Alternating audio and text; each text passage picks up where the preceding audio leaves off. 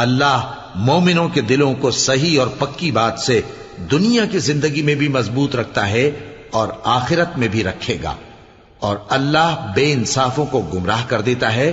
اور اللہ جو چاہتا ہے کرتا ہے۔ کیا تم نے ان لوگوں کو نہیں دیکھا جنہوں نے اللہ کے احسان کو ناشکری سے بدل دیا اور اپنی قوم کو تباہی کے گھر میں لا اتارا، یعنی دوزخ میں، کہ سب ناشکرے اس میں داخل ہوں گے اور وہ برا ٹھکانہ ہے۔